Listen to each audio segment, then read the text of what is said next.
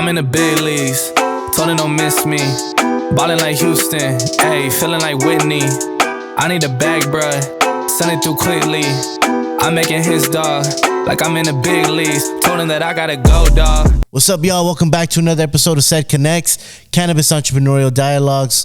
This is your host, Danny. Our mission is to create spaces for people of color, brands of color, minorities in the cannabis space to educate and empower our communities through storytelling, education, and representation. If you haven't hit that subscribe button, make sure to do so at Said Connects. Follow us on Instagram at CED_connects. And you're watching part 2 of our episode with Kendra. Had a thought ever come into your mind that maybe you can start your own brand with just all the relationships you've built, all of like, and correct me if I'm wrong, but I don't know if Old Pal had its own, they own their own licensing deals to where they were operating, or were they operating under other management deals? So if you had that experience of just navigating that life, to then maybe starting your own deal, like, has that ever been a thought? I don't know how far you want to go down that rabbit hole, because psychologically, yes, it messes me up every day that I don't have my own brand. It's a little crazy, but yeah, I mean, I do have the contacts. I have the ability. I know growers. Yes, I could very well start my own brand. It's nerve-wracking, and especially as the breadwinner in my family, I'm the one who makes more money, which is fine. But it's nervous. It makes me nervous. It makes me nervous. And especially when you're watching the industry doing what it's doing in California right now, I'm like, do I want to step into this craziness on my own dime, or do I get more experience on somebody else's? No offense. There's not offensive. Straight up. It's just the way that it is, right? Yeah. Like, if I can learn every single bit of this business. And yes, because Old Pal was a licensing deal.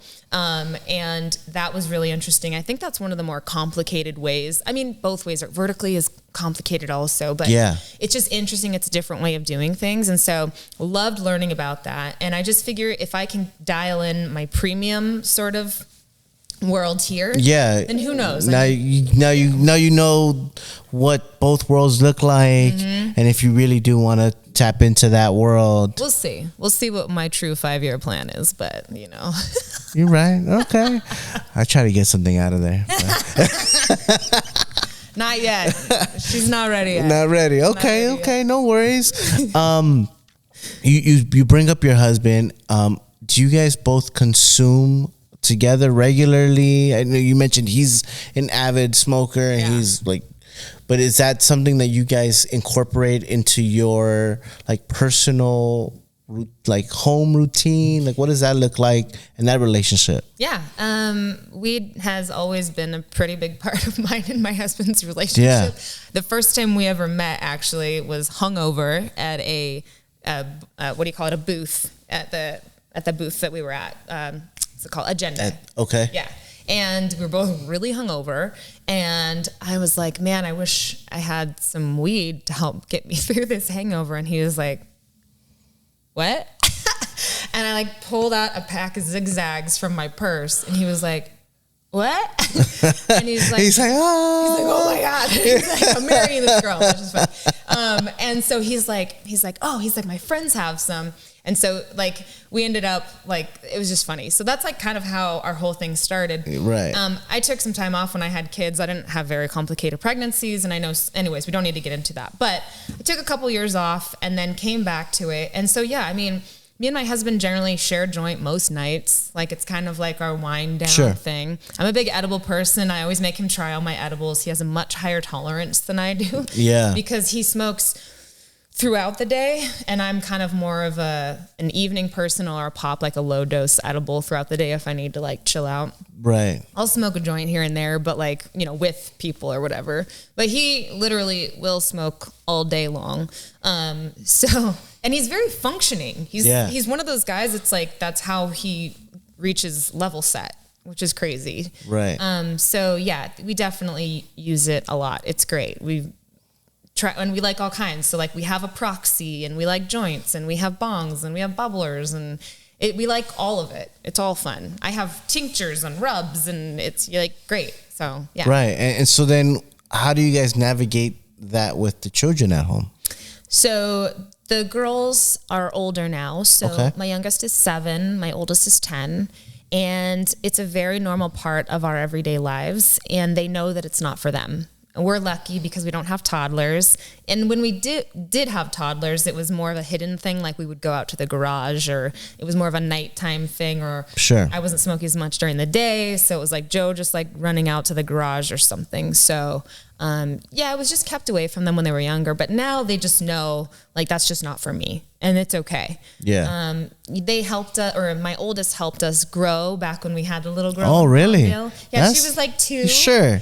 And we had a little bit of an aphid problem, and we grabbed the ladybugs, and she would help us put them on there, and she would water the plants and stuff. So it's always been a very and we've had plants. Did they? in the house But now. and have you like discussed that, like going back, like, hey, you've done this?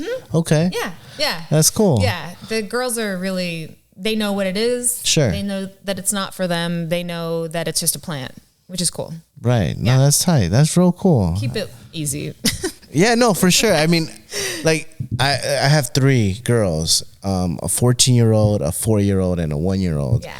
And the 4-year-old, like, she knows, like, that's daddy's medicina. Like, she'll say, Daddy, you want your, because I'm bigger on edibles as well, just because I personally don't like the ashy, like, residue or smell on me when I go and pick up my kids, Yeah. or, whatever the case is. Yeah. And so I'm bigger on the edibles.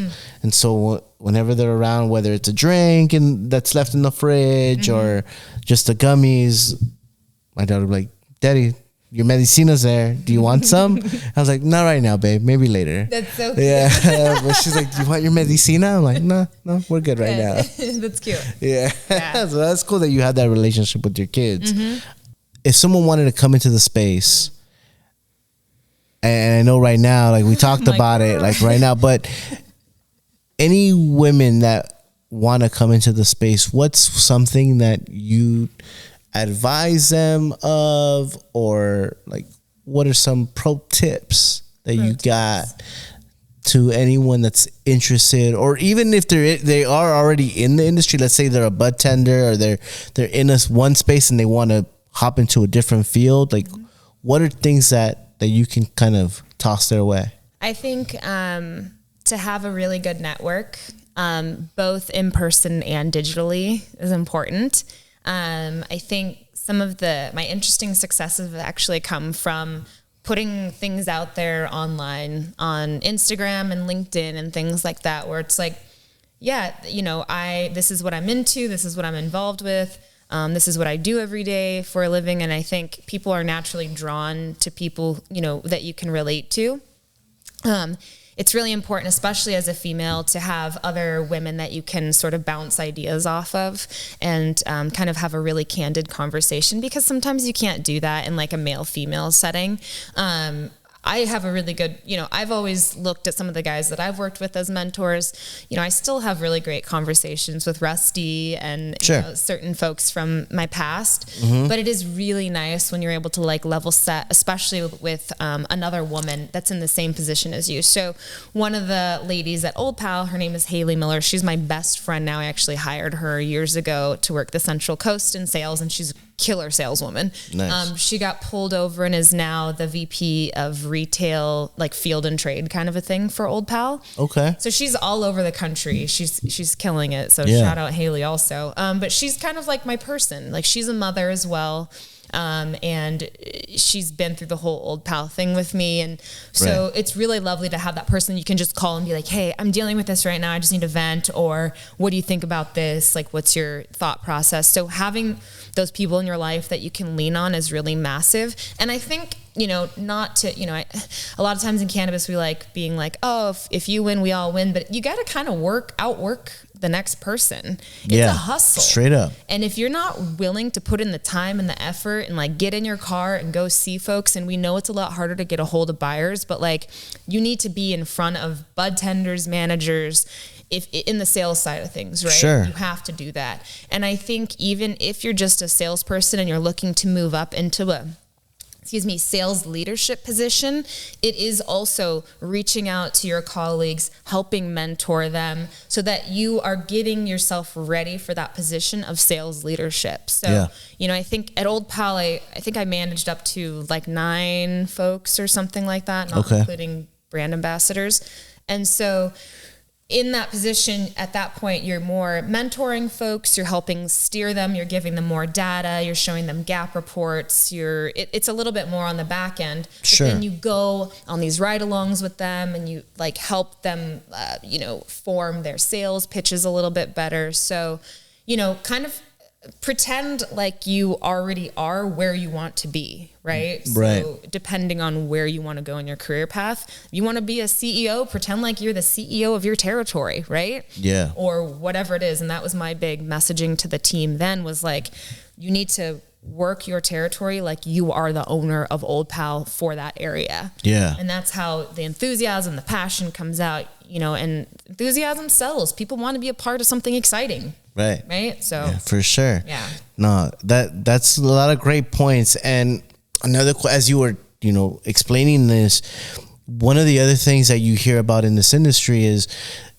it's a boys club, right? It's a big boys club.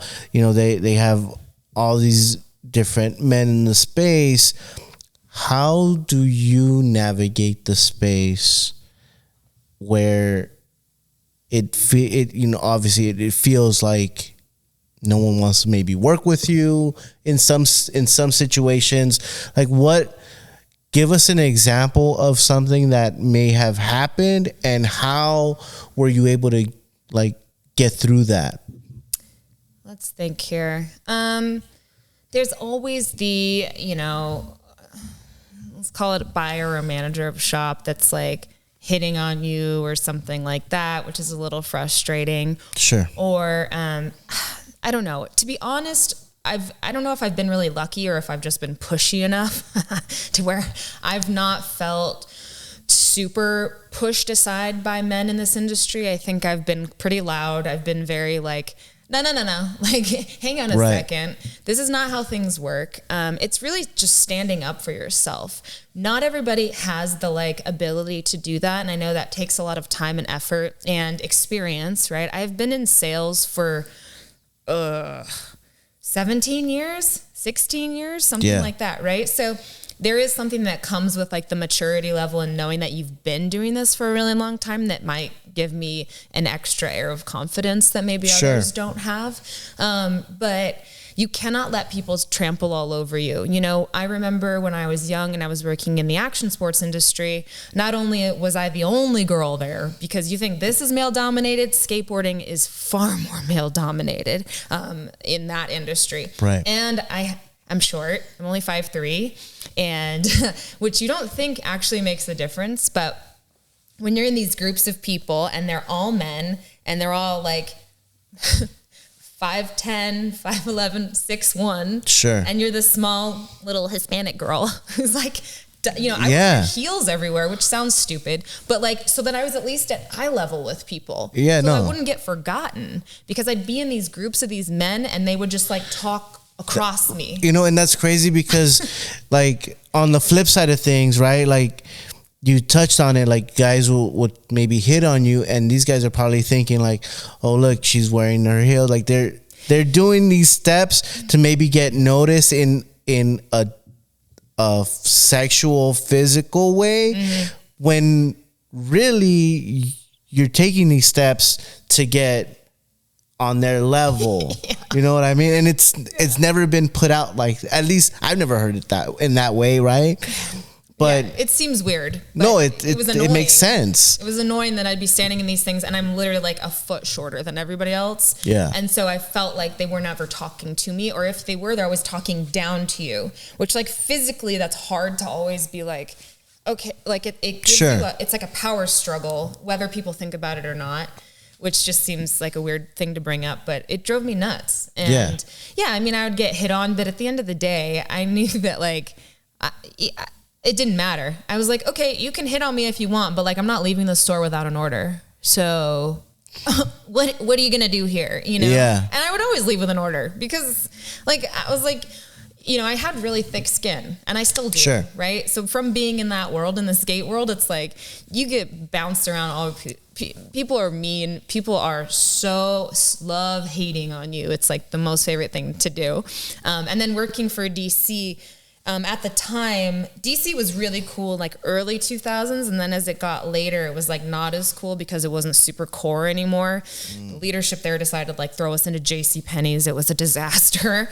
And it really broke down the like core aspect Sure. of the brand. So I would come in and talk to people about DC and they were like, like, please, you guys aren't even cool enough to be here right now. And I'd be like, I sure am. And here's all the stuff you need to buy. And here's all my data that proves to you why this is working. And if you're not carrying this, like, that's on you, guy. Yeah. And so I've always just sort of had to like beat that, just sort of be a little extra aggressive with people because, otherwise they'll walk all over you. Got you. Yeah. Okay.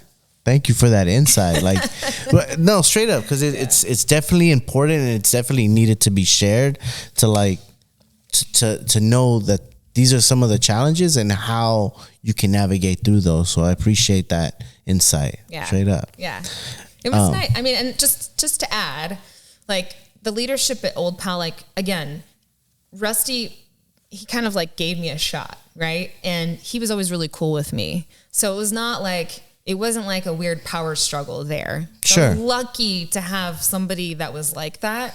Whereas I hear horror stories every day. Like does not mean that this doesn't happen to most women in this industry. Like right. women are struggling, always have been, probably will for a long time. So, I was just lucky that I fell into a good group. What would you like to see from your male counterparts to like help change this, this dynamic?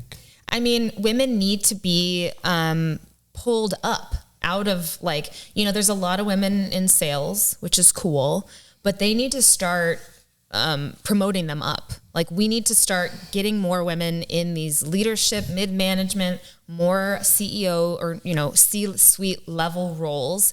There are so few women in C-suite level. It's so sad. I remember when I first got into this industry, it was like something that was really exciting. They were like, oh, there's like way more women in leadership in cannabis than any other industry. Like this is dope. Literally within 2 years, the numbers started dropping. And I don't remember the latest data, but it's substantial how few women are in these like management and higher positions. So why do you think that happened? And then the industry started falling apart a little bit. There was all these layoffs, right? Sure. That's a big part of it. Yeah. And then secondarily, it's like women do need some sort of, we need stability. And like I said, a lot of these women are in positions where they're sort of like tossed around or sort of like not brought into these bigger conversations. And they don't like that. Nobody likes that. Women don't like that. So they're like, look, I'm very skilled. I'm taking my skill set elsewhere. So they're just leaving. They're leaving the industry because they're not feeling respected or, there's right. different reasons. Makes sense. Yeah. That makes a lot of sense. Fucking man, you need to wise up. We need these women. It's true because I mean, and I've even seen like reports on like main consumers are women that are like the consumers of the of this industry. Yeah. Like they consume the most. Yeah. And they purchase the most. Mm-hmm. So you would think you'd want more women in the space to help cater to that demographic that's gonna buy your shit. Yeah. Right? 86% of all household spending is done by females in the CPG space. That's enormous. Yeah. That's most everything that's purchased is by a woman. And yeah, I mean, my partner does all the buying in the house. Yeah. Like, I just give her, like, this is what I think I need, and she'll go and grab what I need, and plus more that I didn't even think about. You know? Like, we take care of all the extra details. Right. But like, I don't know. I don't get it. Fucking men. I know. Wise up. We love you, but we hate you. Yeah. No, we love you. But we do need to help, And so anytime, I've been really lucky to be in leadership positions. So I try really hard to hire women. And, whether that's like, whatever. I do it, right? It's Sure. like, if I find a qualified woman, she's getting on my team. Like, that's going to happen because we need it. We have to have more women running around. And I think women can read through the lines. They can see details and things. They can listen. They can understand the needs of a buyer or something like that. So in the sales world, it works really well to have women on your team because there's much less ego as well. You know, Really? Is there? Yeah. Okay. There's less ego, I think. Well, outwardly, I think. You know, these guys kind of like running around like extra swaggy, and you're just like, calm down. Like, Okay, I can see it in that side. All right, I got you. but you know, yeah, I mean, women have ego too, but it's just not. I don't know. It's a different vibe. Yeah, Gotcha. Yeah, That makes sense. we can keep things calm and bring things back to like, what are we doing here, and how are we both going to benefit from this, right? And that's the important part. It's very important. Being able to bring it back. Yeah. Absolutely. Okay. Yeah, I got that. Absolutely. No, you're right. He's like, No, you're absolutely right. We kind of touched a little bit about Cherry World, you know, as a premium, as you came into the space as a premium product. Mm-hmm. Give us a little more about Cherry World. Talk to us about it. Why should it be in the shelves of shops across the country or across the state and then the country? well, yeah, we'll get there. Yeah, we'll get there. Yeah, so really excited about this lineup. Actually, we're utilizing flower. There's from a couple different spots, but most of our flowers coming from a grow up in Sacramento called Cadre Verde. So shout out those guys. They're phenomenal. They're kind of old school growers. They've been growing together, these two guys, for like 20 plus years, which is really cool. They got locked into HPS lights. They use cocoa. It's really a wonderful facility. Super spotless. Those guys. Is it indoor? Yeah, all indoor. All indoor. Everything Got indoor. you. And like high end, beautiful indoor. Yeah. That tastes really good. So a lot of folks know how to like make bud look pretty, make it smell pretty good, but that taste and that flavor profile when you actually smoke it is super important. And so I think we've checked all the boxes here. I've smoked and checked out every single strain that we put out personally to make sure that it's like, this has to check all the boxes, right? But the really cool thing about Cherry World is actually, you know, as I've mentioned before, there's such similarities between the skateboarding culture and the cannabis culture, right? You have a lot of folks who are really passionate about what they do, and it's a really vibrant community, right? Yeah. So what we noticed looking across, you know, the high-end shelf is a lot of it's pretty dark in color, actually, also. Very masculine, pretty gnarly kind of looking. So we wanted to have something that was like fresh and fun and like just make cannabis in the premium space fun again, right? Right. It's, you know, all of the content that we're pushing out is a lot of fun, heavy on the skateboarding and those skateboarding personalities, which is really cool. So that's Cherry World. You know, everybody asks me like, oh, is there any certain strains that you guys are looking for? And I'm like, I just look for the best. Like anytime something I come across with, especially Cadre, and again, hitting all of those boxes is really what I'm looking for. So really excited about this. So we have eighths. I've got these cute little Mylars that are little 1 grammers, 10 packs of pre-rolls, and a couple other SKUs that have been a lot of fun getting into shops and seeing them do really well. Nice. How many shops are you guys in now? I think so far I've gotten us into just under 40 All right. around California. And I will claim most of those I did that by myself. There you go. As you should. As you should. Yeah. So we're really excited. It's been a lot of fun. And yeah, definitely used all my contacts and like calling people up like, yo, I'm on this new thing. Right. Yeah, grab it. And they're like, all right, we'll check it out. Fine. Yeah. Well, how difficult for a brand is it to get a reorder? It's hard.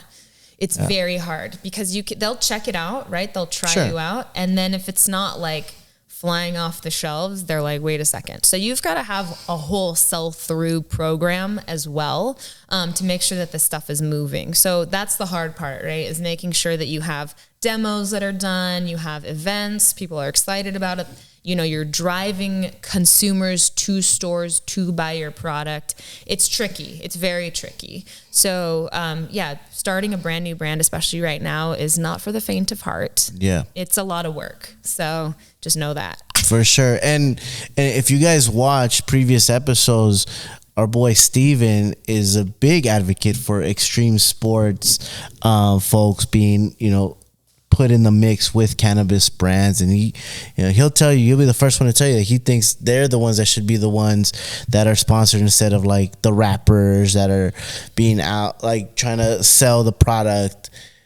Extreme sport, athletes are the way to go if you ask Steven in his book.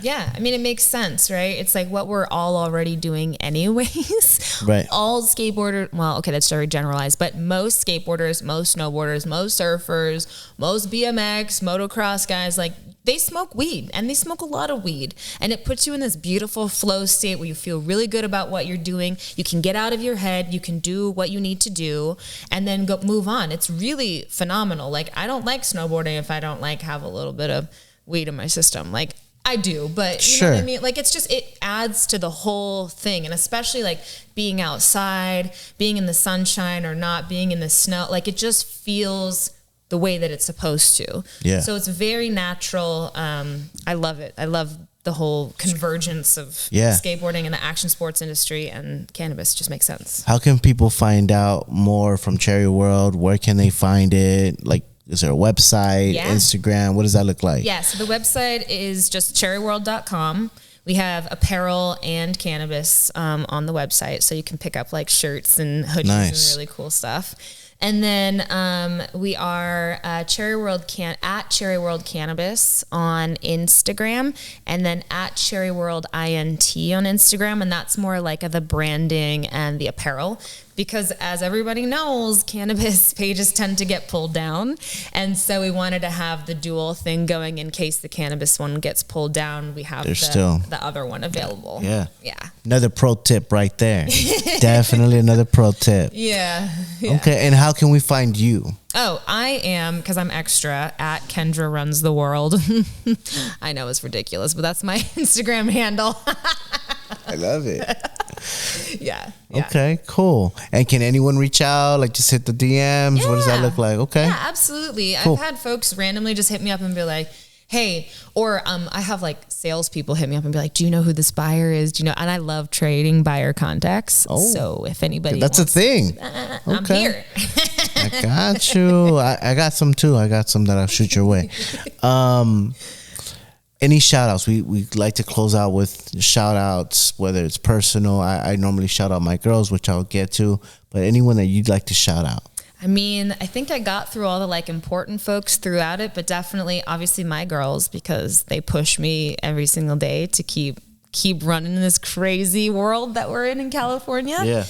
My husband, who is just a massive, massive supporter of myself, he's my ride or die. So he's phenomenal and helps so much with the kids when I have to like run up to Oakland for the week or whatever. He's there. He's ready to like take over with the parenting. Yeah. And then of course my girl Haley, who is my sounding board, and the team at Cherry World. Those guys are great too. So yeah, and Old Pal, because I still love all those guys. Yeah, for sure. Yeah. Nice. And as I mentioned, shout out to my three girls, Dalia, Rosie, Faith. I love you. And make sure for you guys tuning in, subscribe to our YouTube channel at Ced Connects, CED Connects. Make sure to follow Kendra. Make sure to follow Cherry World. Make sure to hit our Instagram at CED_Connects. And with that, y'all, we're out. See you guys.